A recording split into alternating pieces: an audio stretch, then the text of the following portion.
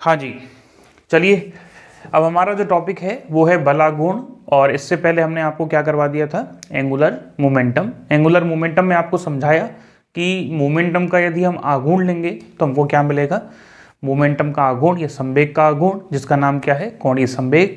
और इसके कई सारे न्यूमेरिकल आपको समझाए, पहले डायरेक्शन वाले बताए, उसके बाद प्रोजेक्टाइल मोशन से रिलेटेड एक न्यूमेरिकल समझाया था, लास्ट में आपको एक कॉन्सेप्ट भी बताया था, एक स्पेशल न्यूमेरिकल कह सकते हैं उसको, तो उसको आप ध्यान रखें। अब हमारा जो टॉपिक है वो है टॉर्क, मतलब बला गुण।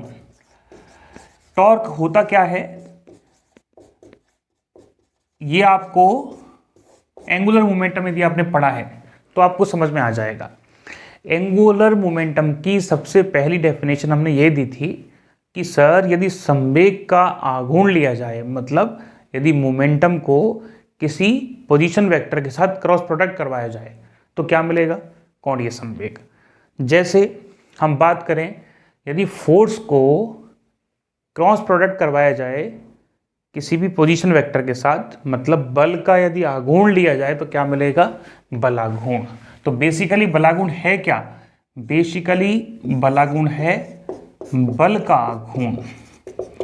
सर इसका मतलब बड़ा साधारण सा है कि मल्टीप्लाई करवा दो r का f के साथ, तुमको क्या मिल जाएगा, बलाघूर्ण। अब समस्या ये है कि मल्टीप्लाई भी हमारे फिजिक्स में दो तरीके के हैं, एक तो है वेक्टर प्रोडक्ट और एक है स्केलर प्रोडक्ट। तो ध्यान रखना, यदि आप वेक्टर प्रोडक्ट करवाओगे तो मिलेगा टॉर्क, और यदि आपने करवा दिया r वेक्टर का फोर्स के साथ या फोर्स का r वेक्टर के साथ तो आपको क्या मिल जाएगा, वर्क।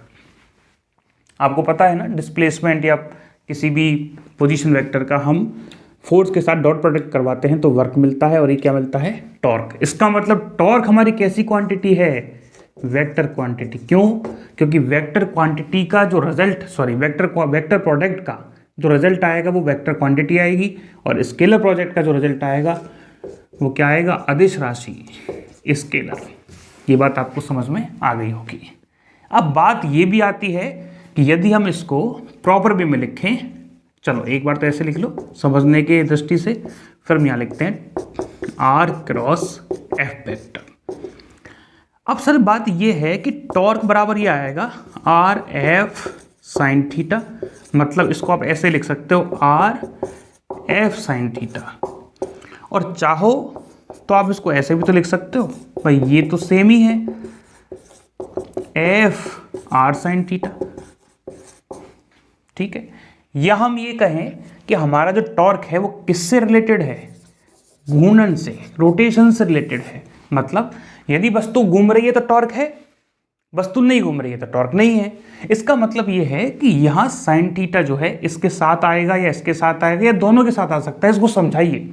या इन दोनों के क्रॉस प्रोडक्ट पे टॉर्क हमको क्यों मिला, इसका मतलब क्या है, ध्यान से समझो। एक क्षण है, ठीक है, और ये क्षण यहाँ पॉइंटेड है, मतलब ये क्षण यहाँ से घूम सकती है। हमने क्या किया, इसमें एक फोर्स अप्लाई किया और ये फोर्स लगा दिया हमने F। ये जो फोर्स है इसके एक्सिस से होके जाएगा, यदि इसकी एक्सिस ये है तो फोर्स अप्लाई होगा यहाँ, और एंगल कितना है दोनों के बीच में, थीटा है। इस फोर्स के दो कंपोनेंट हैं सर, ये फोर्स ऐसे भी लग रहा होगा, मतलब F साइन थीटा, और यहाँ कैसे लगेगा, F कॉस थीटा। आपने जिस पॉइंट पे फोर्स अप्लाई किया है वो यदि P है तो पोजीशन वेक्टर क्या है, OP वेक्टर, जिसको हम मान लेते हैं R वेक्टर।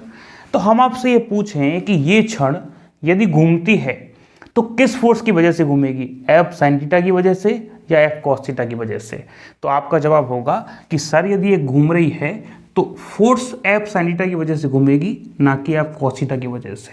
तो इसका मतलब टॉर्क के लिए दूरी कितनी है, R, और फोर्स कौन सा लगा दिया, F साइन थीटा। और यही तो हम लिख रहे हैं, लिख क्या रहे हैं, कहने का मतलब टॉर्क आएगा ही F साइन थीटा की वजह से, या टॉर्क को लाने के लिए आपको फोर्स जो है एक्सिस से कैसा लगाना पड़ेगा, परपेंडिकुलर लगाना पड़ेगा। मतलब ये जो एक्सिस है, ये जो पोजीशन वेक्टर है, इससे कैसे लगाना पड़ेगा, परपेंडिकुलर। तो हम क्या लिख सकते हैं, हम ये लिख सकते हैं कि F साइन थीटा या फोर्स का फोर्स का परपेंडिकुलर कंपोनेंट ही टॉर्क जनरेट करेगा। एफ कॉस थीटा जनरेट नहीं करेगा। हम लिख देते हैं ये बात भी, एफ कॉस थीटा का टॉर्क में कोई योगदान या हेल्प नहीं होगी।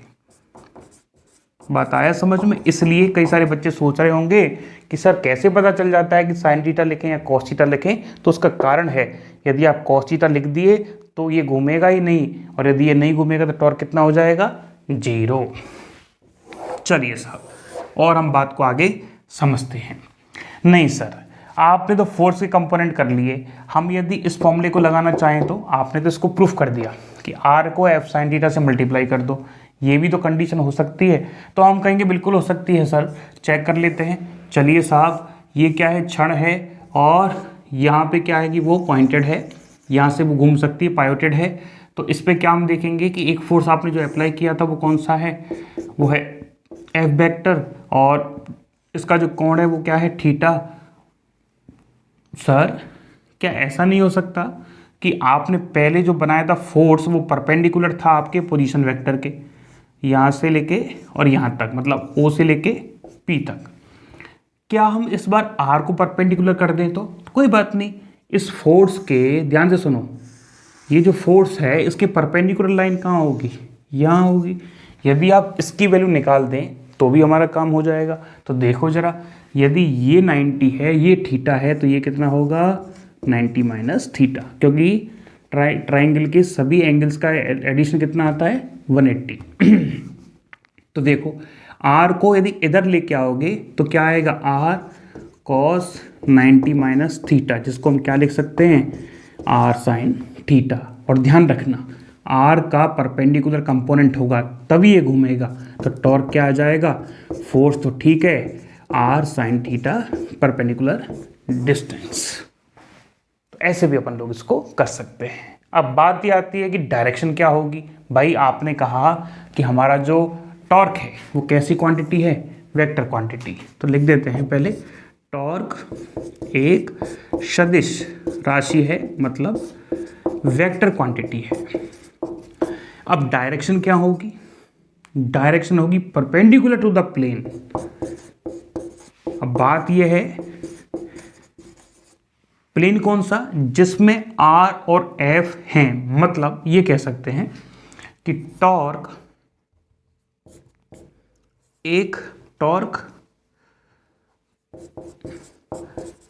अक्षीय सदिश है, एक्सियल वेक्टर, जिसकी दिशा रोटेशन एक्सिस, मतलब घूर्णन अक्ष, रोटेशन एक्सिस की दिशा में या इसके विपरीत होती है। ये ऐसा कर सकते हैं, पहले विपरीत और बाद में लिख देंगे एंगल्स को लगा के। आप ये लिख सकते हो इसकी दिशा रोटेशन एक्सिस के अनुदिश होगी। ठीक है, चलिए साहब, अब देखो टॉर्क 0 कब होगा? टॉर्क 0 बताओ सर। यदि थीटा बराबर 0 हो जाए, पहली कंडीशन लिखवा रहे हैं, तो टॉर्क क्या होगा? R F sine 0। साइन 0 0 होता है, तो टॉर्क भी कितना? 0। सर ये बताओ कि थीटा बराबर 90 हो। अरे सर सबसे शानदार, सबसे ज़्यादा टॉर्क आएगा कितना? R F. कोई पूछ ले, नहीं सर एंगल यदि थीटा बराबर कितना हो? 180 हो, तो टॉम एक्स कितना आएगा? सर ये आएगा आर एफ। सॉरी, साइन 180 कितना होता है? 0 होता है। कोई पूछ ले सर थीटा बराबर 270 हो जाए तो टॉम एक्स क्या लिखोगे? साइन कैसा होता है 270 पे? नेगेटिव होता है, तो चाहो तो नेगेटिव आर एफ लिख लो। अब कैसे होता है अभी हम समझाएंगे डिटेल में। एक काम और करो, इसका जरा मात्रक भी लिख लो।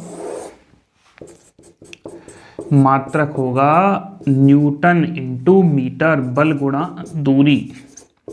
कोई बीमा पूछ ले तो, अच्छा ये ऐसा ही मात्रक भी लिख लो, KG metre square upon second square.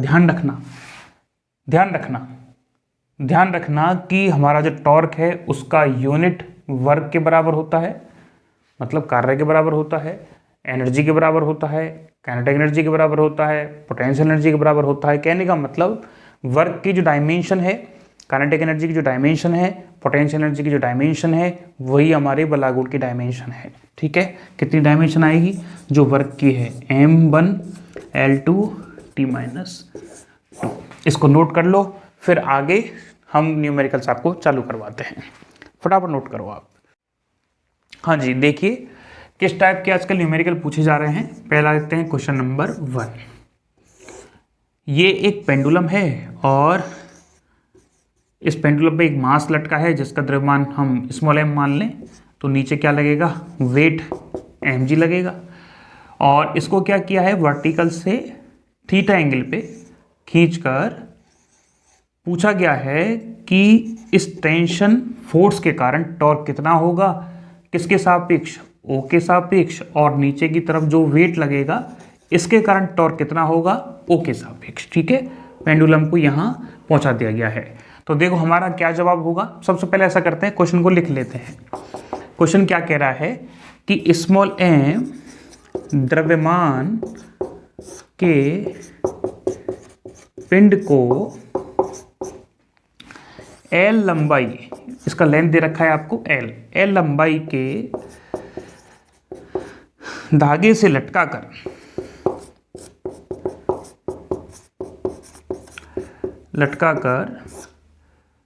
ऊर्ध्वाधर या वर्टिकल के साथ थीटा कोण तक खींचा गया है। इस स्थिति में mg तथा मतलब वेट और तनाव टेंशन फोर्स T के कारण O के सापेक्ष बलाघूर्ण क्या होगा, मतलब टॉर्क कैलकुलेट करवा रहा है। चलो जी, बोर्ड पे देखो ध्यान से। बलाघूर्ण निकालने के लिए दुनिया में एक ही फॉर्मूला बना है, R क्रॉस F वेक्टर या RF साइन थीटा। लेकिन ध्यान रखना, या एक काम कर सकते हो, सारे झंझटों में मत पड़ो, R ढूंढ लेंगे, और F क्या ढूंढ लो, परपेंडिकुलर। ठीक है, नहीं सर, ऐसा भी तो कर सकते हैं कि R परपेंडिकुलर और F मिल जाए। तो ये दोनों फॉर्मूले इस्तेमाल किया करो, ये बहुत अच्छे हैं इन थीटा के चक्कर में पढ़ने के बजाय। हालांकि इसके न्यूमेरिकल भी हम लेंगे, पहले इसके न्यूमेरिकल ले रहे हैं। तो ध्यान रखो, R तो है ही, L O से दूरी, तो आप क्या करो, F परपेंडिकुलर ढूंढ लो, ज़्यादा आसान होता है। तो चलिए अब हम कैसे अप्लाई करें सर। नीचे की तरफ क्या लग रहा है सर, mg, और हम एंगल चेक करें तो ये एंगल जो है, जैसे ये जो एंगल है ये वाला, ये कितना है जी, यदि हम देखें इसको थोड़ा सा आगे बढ़ाएं, ये कितना है, ये भी तो थीटा ही है ना। इसको थोड़ा सा हम आगे बढ़ाएं तो ये एंगल कितना है, थीटा। थीटा का एक कंपोनेंट यहाँ होगा mg cos थीटा, और थीटा का एक कंपोनेंट कहाँ होगा, यहाँ होगा, कितना, mg sin थीटा। होगा कि नहीं होगा, बिल्कुल सर। देखो ध्यान से, ये जो कंपोनेंट है वो किसके परपेंडिकुलर है, जो लेंथ है उसके कैसा है, परपेंडिकुलर। तो यदि ये लेंथ है L लंबाई की, किसके सापेक्ष, एक्सिस कहाँ है, ये रहा, घूर्णन एक्सिस कहाँ होगा, यहाँ, तो परपेंडिकुलर फोर्स कहाँ लग रहा है, यहाँ। तो एंगल कितना है, 90। तो बस काम हो गया। टॉर्क कितना आएगा, टॉर्क आएगा, लेंथ है L और फोर्स कितना है, mg sin थीटा। ये लो जी, कई बार सीधा क्वेश्चन आता है ये mgl sin थीटा के नाम से, और हमेशा याद भी रखना है आपको। क्या होगा, न्यूमेरिकल वैल्यू दी जाएगी और ये सीधा फॉर्मूला याद रखना है। चलो, सबसे इंपॉर्टेंट क्वेश्चन, सबसे छोटा क्वेश्चन बताइए, torque due to tension force, T के कारण टॉर्क कितना होगा। टी कहाँ है सर, ये रहा।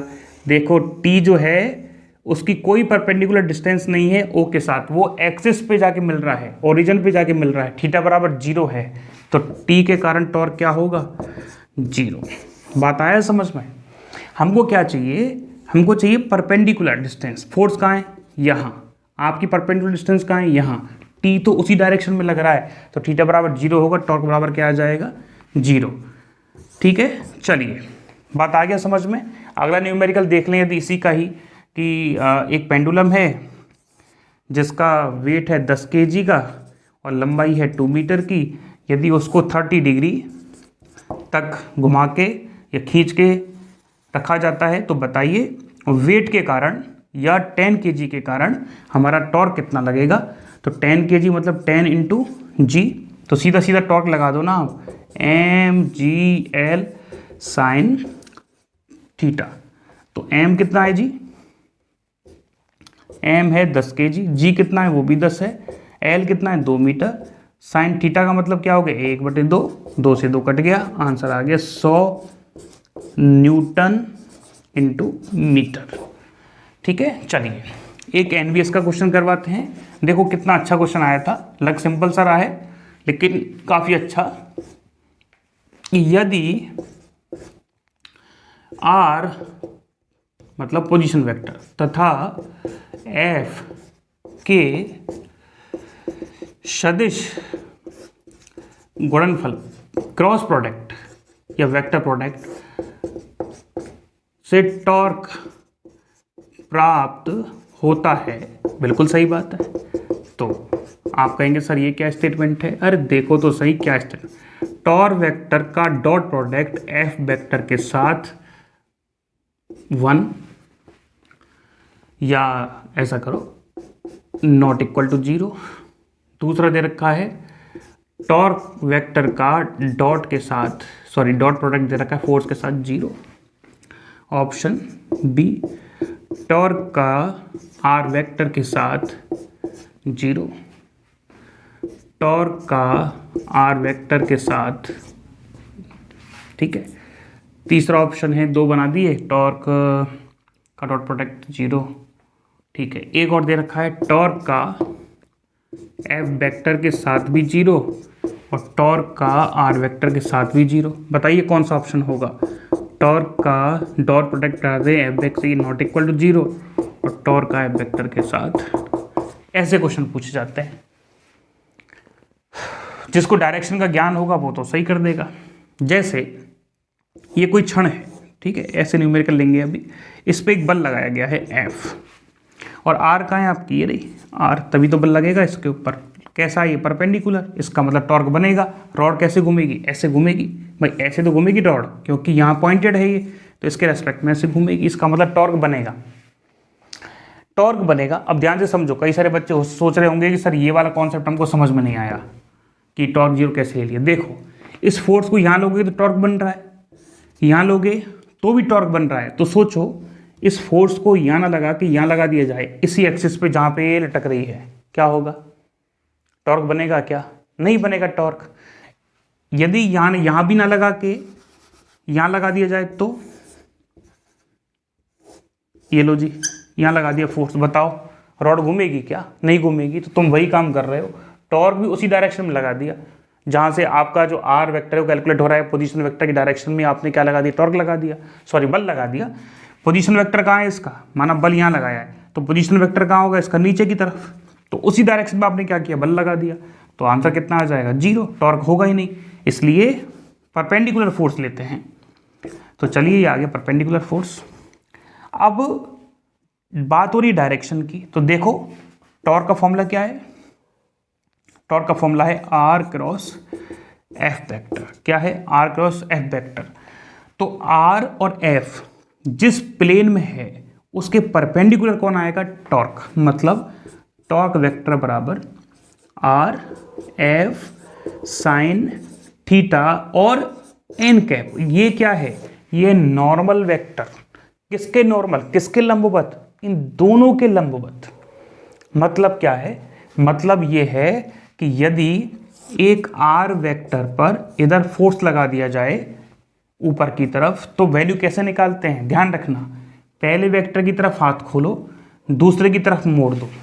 पहले वेक्टर कौन सा है, आर, फोर्स कहाँ लग रहा है, ऊपर की तरफ, तो पहले वेक्टर की तरफ हाथ खोलो, दूसरे की तरफ मोड़ो, डायरेक्शन कहाँ आ रही है, बाहर की तरफ, मतलब प्लस के कैप में।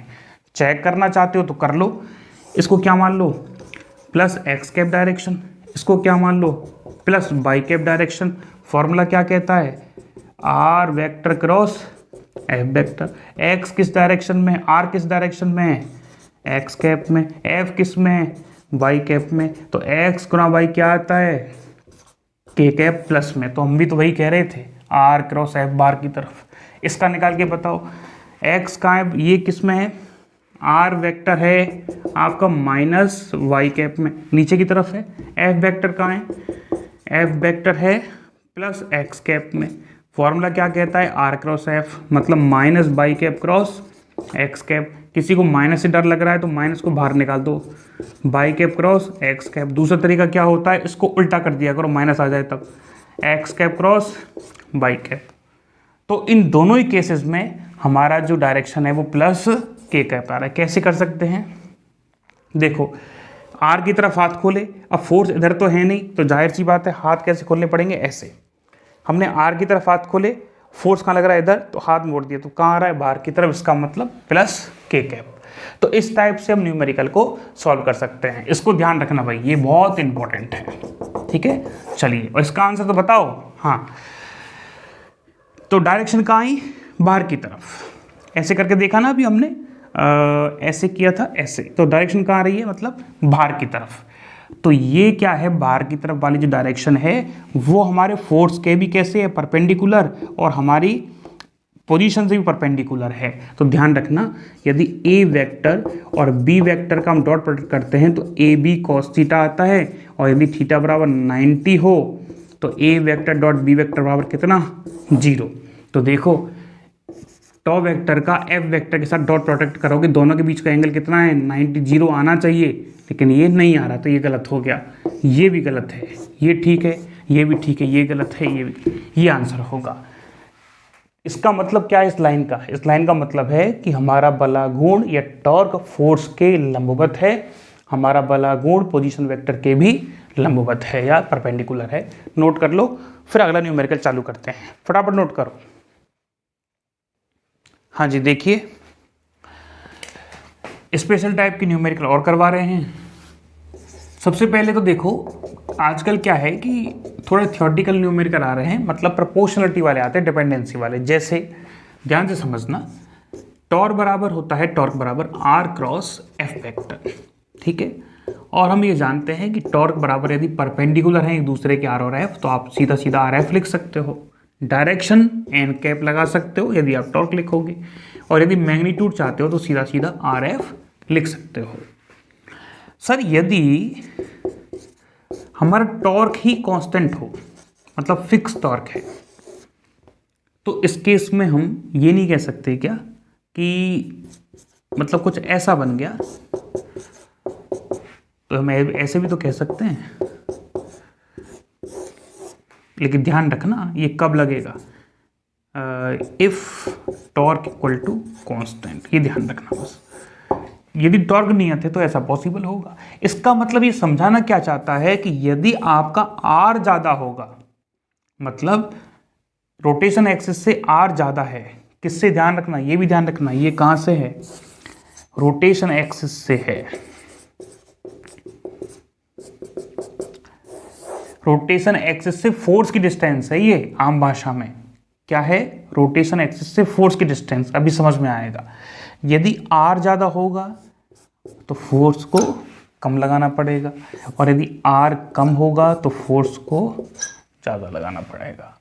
कई बार हमारे दिमाग में एक प्रश्न आता होगा कि सर हमारे घर के जो गेट होते हैं, जैसे हमारे घर का गेट ये है, और माना यहाँ पे ये पॉइंटेड है, जिसको कहते हैं आम भाषा में कब्जा लगा होता है, जहाँ से गेट जो है फिक्स होते हैं, इसके रेस्पेक्ट में ऐसे घूमते रहते हैं ये, ठीक है। और हमारा हैंडल जो होता है गेट को खोलने का, वो यहाँ होता है। क्यों भाई, हैंडल को यहाँ भी तो बना सकते हो, यहाँ भी तो बना सकते हो, उसको इस एंड पर क्यों बनाते हो। पहला क्वेश्चन तो ये है जिसका जवाब आपको आता होगा, पर कोई बात नहीं। दूसरा क्वेश्चन ये है कि यदि कोई हमारे पास क्या है, हेड पंप है, क्या है, हेड पंप बनाने की कोशिश करते हैं, यदि बन जाएगा तो। बंद हो गया भाई, ये लो जी, ये हमारे पास एक हेड पंप है, ठीक है। तो हेड पंप का जो हत्था है, इसको आप लंबा काहे बनाए भैया, छोटा बना देते, इतना सा बना देते, इतना सा, जितना लंबा होगा उतना ही अच्छा रहता है। क्यों, हमको कम काम करना पड़ता है। देखा आपने, हेड पंप का लंबा हत्था होता है तो उसको दबाते हैं तो पानी आ जाता है, और हम दबाना हमारे लिए आसान होता है, जितना लंबा होता है उतना बेहतर होता है। बात आया समझ में? Yes sir. क्या जवाब है इन दोनों के? कोई जवाब है आपके पास? है कोई जवाब? कोई बात नहीं, मिलेंगे जवाब। आपने देखा होगा कि आमतौर पर जब हम कोई स्क्रू से, मतलब हम किसी स्क्रू को खोलते हैं, तो जो हमारा पेचकस आता है उसका आखिरी हिस्सा जिसको हम पकड़ते हैं वो थोड़ा मोटा होता है। क्यों? छोटा बना लो, क्या दिक्कत है। तो उन सब का कारण जो है वो ये देगा। मतलब इस गेट की रोटेशन एक्सिस कहाँ है, ये रही। फॉर्मूला क्या कहता है कि रोटेशन एक्सिस से दूरी ज़्यादा है तो फोर्स कम लगाना पड़ेगा। गेट को खोलने में या घुमाने में फोर्स कैसा लगेगा, कम लगेगा। इसलिए हम चाहते हैं कि हमारी रोटेशन एक्सिस से जहां आप फोर्स अप्लाई कर रहे हो गेट को अंदर की तरफ खोलने के लिए या बाहर की तरफ खोलने के लिए, तो वो दूरी जो है वो ज़्यादा से ज़्यादा हो, क्योंकि दूरी बढ़ेगी तो आप फोर्स कम लगाओगे। सोचो किसी ने कब्जे को यहाँ लगा दिया, एक्सिस से बिल्कुल पास में, तो दूरी कैसी हो गई, कम, तो खोलने के लिए ज़्यादा बल लगाना पड़ेगा, इस वजह से दूर लगाते हैं। सेम प्रोसेस यहाँ है। देखो हेड पंप का जो है, ऐसे अंदर की तरफ एक पुली जाती है, आपने देखा होगा, वो पानी खींच के लेके आती है। तो कहने का मतलब रोटेशन एक्सिस कहाँ है इसका, यहाँ पे है। तो रोटेशन एक्सिस से जितनी ज़्यादा दूरी होगी, जैसे हम कैसे चलाते हैं हेड पंप को, फोर्स नीचे लगाते हैं, और ये क्या है, दूरी है किससे, जो रोटेशन एक्सिस से घूमता है। तो दूरी जितना ज़्यादा रखोगे फोर्स को उतना ही कम लगाना पड़ेगा। सोचो वहाँ हेड पंप और यहाँ तक जो उसका डंडा हो, तो ऐसे हम चला सकते हैं उसको, ऐसे। ठीक है, चलिए, ये दोनों बातें आपको समझ में आ रही है कि नहीं आ रही? आ गई होंगी। एक न्यूमेरिकल और आपको करवाते हैं, काफ़ी अच्छा है, आप इसको नोट कर लेना, ठीक है। लिख देना कि गेट के जो कब्जे हैं, गेट के कब्जों से दूर खोलने का हत्था लगाया जाता है, क्योंकि यदि आर ज़्यादा होगा तो फोर्स कम होगा। और हेड पंप वाला केस भी आप उसमें नोट कर सकते हो। और भी हमारे पास कई सारे एग्जांपल हैं, जैसे एक छड़ है और इस पर एक फोर्स लगाया गया है F, और एक फोर्स यहाँ लगा दिया F, ठीक है। ये जो है वो 10 मीटर की डिस्टेंस पे है, ये हो गया 5 मीटर, और ये नीचे वाला भी क्या है, 5 मीटर। कहाँ से, यहाँ से। तो टोटल कितनी होगी भाई, टोटल हो गई 10। ये जो बल लगाया गया है वो 10 न्यूटन का लगाया गया है, ये जो बल लगाया गया है वो 12 न्यूटन का लगाया गया है। तो बताइए छड़ का टॉर्क क्या होगा, मतलब इस छड़ पर बलागुण कितना लगेगा, नेट बलागुण, और इसकी डायरेक्शन क्या होगी, क्लॉकवाइज घूमेगा या एंटी क्लॉकवाइज घूमेगा। तो सबसे पहले हम यदि नेट टॉर्क निकालना चाहते हैं, तो टॉर्क एक तो बन रहा है किसके कारण, देखो फोर्स की डायरेक्शन कहाँ है, इधर, आप परपेंडिकुलर है तो वो टॉर्क बनेगा। फोर्स की डायरेक्शन कहाँ है, इधर, और आपका ये जो एक्सिस है इससे दूरी परपेंडिकुलर है तो टॉर्क बनेगा। तो टॉर्क पहले के कारण और टॉर्क दूसरे बल के कारण।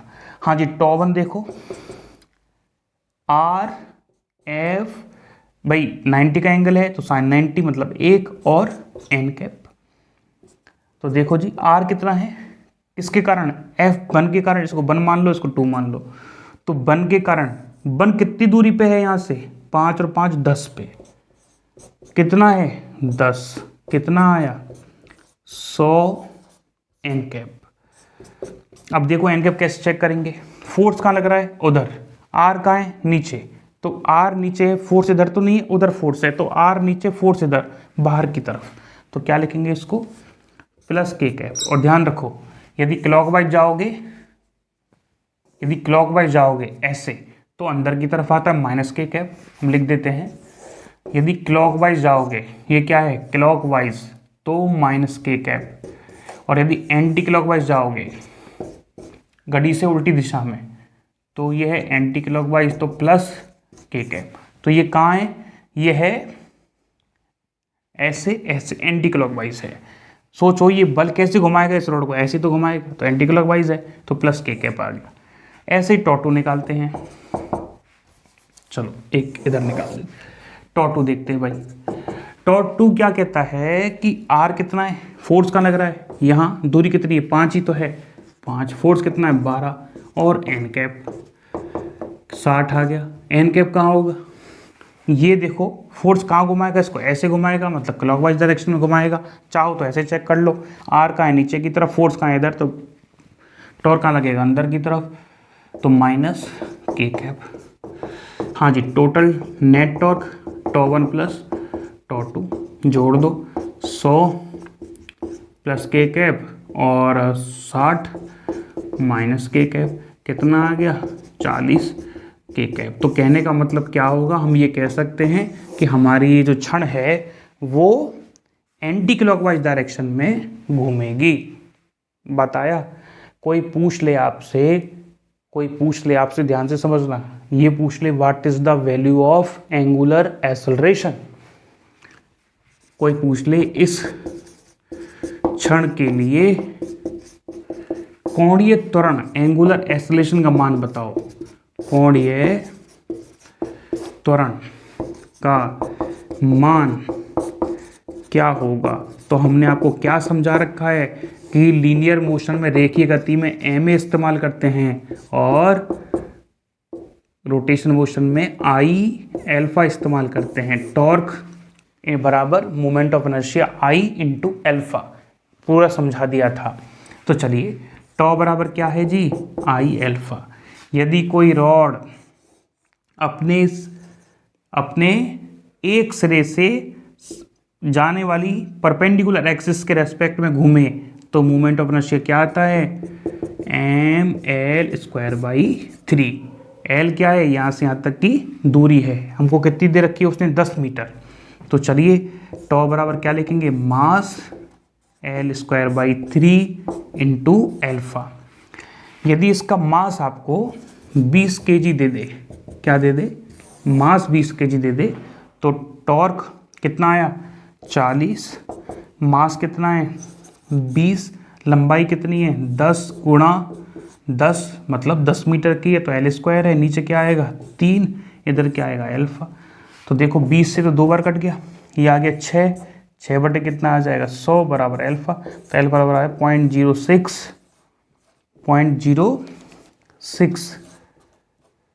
हाँ जी 0.06 रेडियन पर सेकेंड स्क्वायर। इसको आप नोट कर लें, फिर आपको एक होमवर्क में क्वेश्चन देते हैं। देखो, होमवर्क में क्वेश्चन दे रहे हैं भाई, आपको समझ में तो आ रहा है ना पूरा कहानी। चलिए, होमवर्क का क्वेश्चन देखो। एक रॉड है, काफ़ी लंबी ले लेते हैं, कई सारे फोर्स अप्लाई कर देते हैं, और यहाँ से ये पॉइंटेड है, इस बार जो है इसका लंबाई एल लगा रखा है, ठीक है, और एल बराबर आपको दे रखा है 100 मीटर। एक फोर्स जो है वो तो लास्ट एंड पे लगा हुआ है, ये लग रहा है 10 न्यूटन का।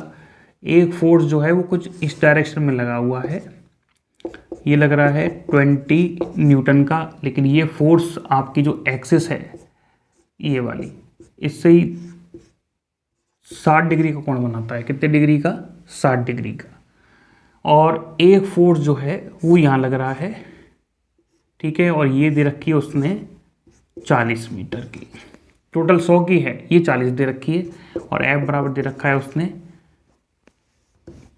30 न्यूटन का।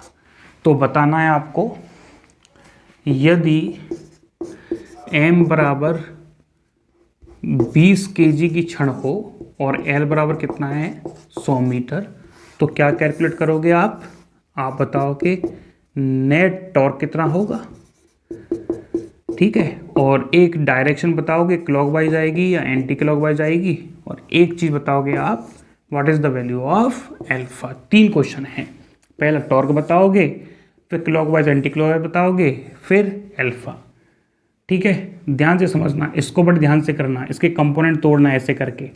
नीचे वाला कंपोनेंट आएगा कॉस थीटा का, इधर आएगा साइन थीटा का, वो आपको काम में लेना है, ठीक है। चलिए आप नोट कर लो, फिर अगला न्यूमेरिकल चालू करवाते हैं। हाँ जी, देखो बोर्ड पे देखो ध्यान से। क्वेश्चन एक तो सिंबल करवा देते हैं। आर वेक्टर दे रखा है आपको 2i कैप, 3j कैप और 5k कैप, और आपको एफ वेक्टर दे रखा है i cap plus j cap plus 3k cap. तो आपको क्या निकालना है? टॉर्क निकालना है। ठीक है, एक ये क्वेश्चन दे दिया, निकाल दोगे आर क्रॉस एफ से। ठीक है, आप जानते हैं ऐसे करके निकालेंगे i, j और k। ठीक है, अगला क्वेश्चन देखो, बहुत अच्छा है। एक रॉड है जो यहाँ पॉइंटेड है, बड़े ध्यान से सुनना, और यहाँ क्या हुआ है कि एक धागा बंधा हुआ है। क्या बंधा हुआ है? धागा, और धागा बंधा है यहाँ से। ठीक है, एक कैंची है। क्या है? कैंची, और कैंची से इस धागे को काट दिया जाएगा। यह है एम मास की छड़, और इसकी लंबाई मान लो आप एल है। तो जब कैंची से इसको काट दिया जाएगा तो इसका टॉर्क कितना होगा? हाँ जी, हाँ जी, टॉर्क बताओ। घूमेगी यहाँ से, तो देखो ध्यान से। आप सोच रहे होंगे, एक तो बता रहा है आपको टॉर्क, और एक बताना है जब ये गिरेगी तो उसका एंगुलर एक्सेलरेशन कितना होगा। तो सबसे पहली बात ध्यान रखो, हमने कहा था कि ऐसा कोई क्वेश्चन आता है तो वो बनेगा सेंटर ऑफ मास से। इस रॉड का सेंटर ऑफ मास कहाँ होगा? जो पॉइंट, जैसे अब ये एक्सिस है, इसके रेस्पेक्ट में तो घूमेगी, तो रोटेशन एक्सिस तो ये हो गया। तो रोटेशन एक्सिस से दूरी कितनी है इसकी? l/2। नीचे की तरफ सेंटर ऑफ मास पे क्या लगेगा? mg, और इसी की वजह से तो ये घूमेगी। क्या निकालना है? एक टॉर्क निकालना है और एक अल्फा निकालना है। तो देखो, कहने का मतलब टॉर्क क्या कहता है? 90 डिग्री का एंगल होना चाहिए किसके बीच में? l/2 और mg के बीच में। तो mg इंटू l/2, तो सीधा सीधा mg l/2 क्या आ गया? टॉर्क। एक आंसर तो आपके सामने है। दूसरा, टॉर्क बराबर क्या होता है? i alpha. इस केस में हमारी रॉड घूम रही है किसके रेस्पेक्ट में? इस पॉइंट के रेस्पेक्ट में। लंबाई कितनी है? l, तो i बराबर ml²/3। कोई कलाकारी मत कर देना, ml²/12 ले लो या l/2 का होल स्क्वायर ले लो। अरे सेंटर ऑफ मास यहाँ लग रहा है, उससे तुमको क्या मतलब है? रॉड तो इसके रेस्पेक्ट में घूम रही है ना, एक एंड के रेस्पेक्ट में। तो एक एंड पर कोई एक्सिस हो जो परपेंडिकुलर हो तो क्या आता है? ml²/3। अल्फा निकालना, तो आपको पता है mg l/2 बराबर। इस टाइप के क्वेश्चन एग्जाम पेपर में आएंगे। छोटे हैं, सुंदर हैं, टिकाऊ हैं, और बुद्धि का इस्तेमाल भी करवाने वाले हैं। अल्फा mg l/2, और देखो m से तो m चल बसा, l से l चला गया, तो 3g/12 यही आ रहा है। देख लो एक बार, 3g/12। आप चाहो तो इसको याद भी रख सकते हो, बहुत काम की चीज़ है। ठीक है, 3g/12 जी है ये, 3g/12। आ जाओ अगला क्वेश्चन देखो। और भी कई सारे क्वेश्चन आ सकते हैं, जैसे ये क्वेश्चन दे दिया आपको एक, ठीक है, और ये कोई भी डिस्टेंस दे दी, फॉर एग्जांपल 10 मीटर की दे रखी है। एक फोर्स लगा दिया उसने यहाँ पे, ठीक है, क्या कर रखा है उसने? एक फोर्स लगा रखा है ऐसे करके, ये लगा रखा है 20 न्यूटन का। एक फोर्स लगा दिया उसने यहाँ पे, F बराबर 40 न्यूटन का। एक फोर्स लगा दिया उसने ऐसे, ये लगा दिया उसने 20 न्यूटन का। ठीक है, एक फोर्स लगा दिया उसने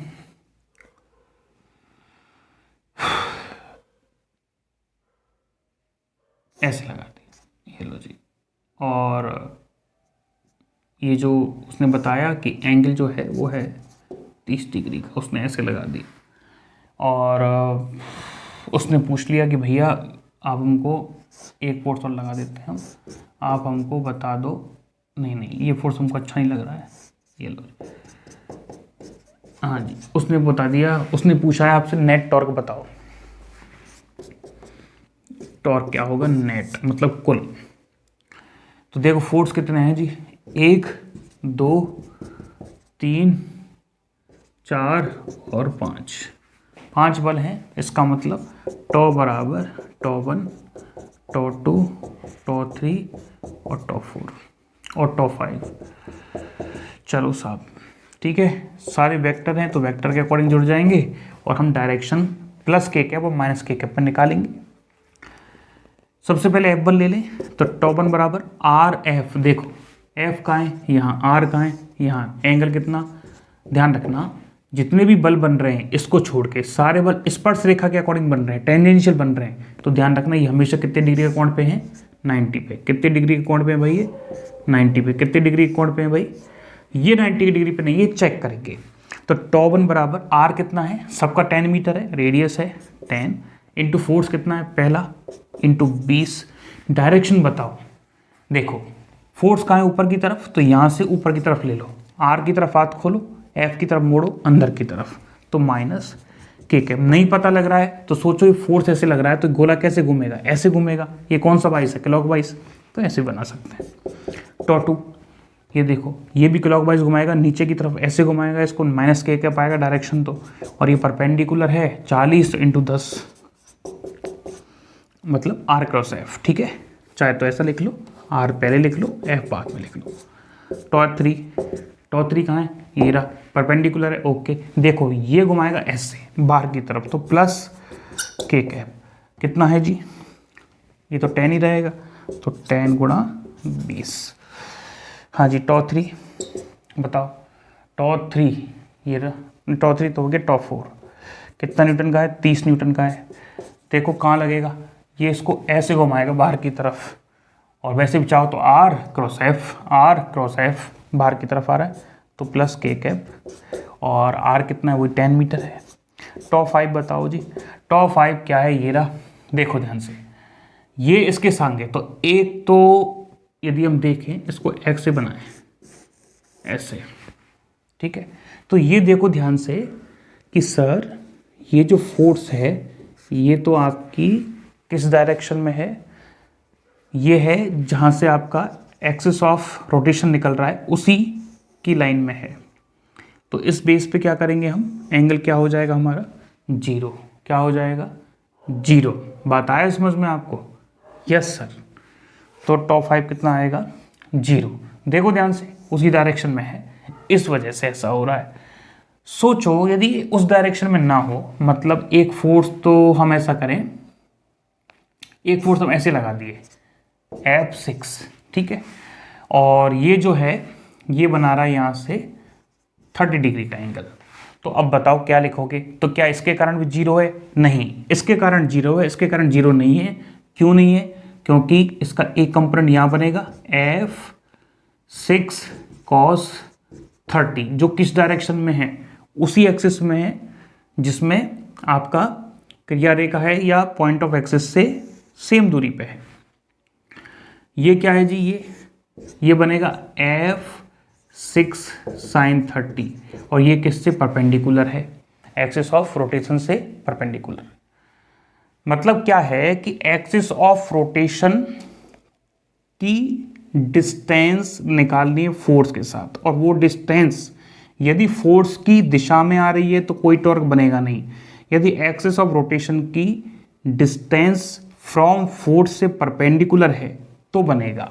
तो ये परपेंडिकुलर है तो हम क्या लिखेंगे, टॉ5 तो 0 है, टॉ6 आर कितना है 10, और ये कितना है F6 sin 30, और मान लो कि F जो 6 है वो आपको दे रखा है 20, तो कितना आ जाएगा 10 गुणा 20 गुणा 1/2, ये आ जाएगा 10 इंटू 10। लेकिन डायरेक्शन देखो ये नीचे की तरफ है, तो इसको R ऐसे और F अंदर की तरफ, माइनस के कैप, ठीक है। R ऐसे F नीचे तो है, ये रहा इसके रेस्पेक्ट, तो R ऐसे F नीचे, ऐसे अंदर की तरफ आ रहा है, या वैसे भी देखो तो इसको ऐसे घुमाएगा ये।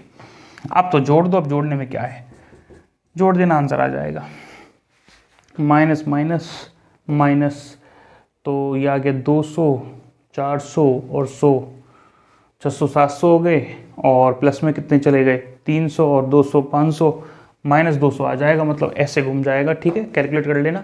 और कौन सा टाइप का न्यूमेरिकल बनता है, चलो एक आपको दे देते हैं हम न्यूमेरिकल, अब आपको करना है, ध्यान से समझना भाई। ये करना है, F वेक्टर आपको दे रखा है 20 न्यूटन का, ठीक है, और 1 सेकेंड, और ये आपको दे रखा है F बराबर 40 न्यूटन का, ठीक है, और ये आपको दे रखा है F बराबर 50 न्यूटन का, ठीक है, और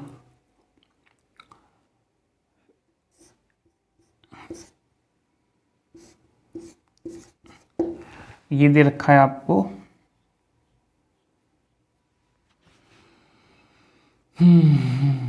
नहीं, ये नहीं बैठेगा।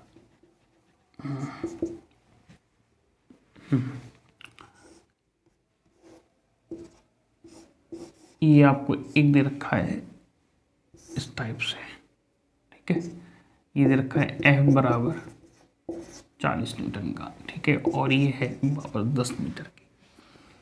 ये जो एंगल है ये आपको है 30 डिग्री का, ठीक है। चलो इसका आपको क्या है, नेटवर्क कैलकुलेट करना है, ठीक है। एक न्यूमेरिकल और दे रहे हैं, होमवर्क में करना है।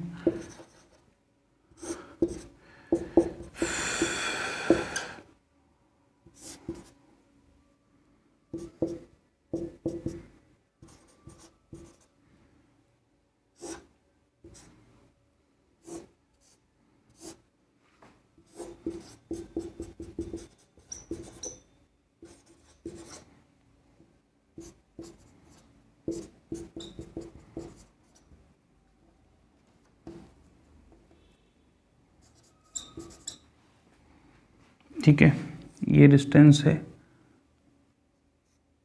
20, ये है, चलो पॉइंट शो कर देते हैं ना, ये पूरा है, ये किस पे है, ये 20 मीटर पे, ये 40 पे, ये कितना 60 पे, और ये दे रखा है 70 पे, और ये है 80 पे। ध्यान रखना ये जो L लंबाई है ना इसकी, ये है 80 मीटर, तो ये किस पे 20 पे लगा हुआ है, ये किस पे 40 पे, ये 60 पे, ये 70 पे, 80 पे, और सारे फोर्स हमने दे दिए हैं 40 20 20 F, ठीक है। नेट टॉर्क निकालना है दोनों का, ठीक है। चलिए आगे बढ़ते हैं।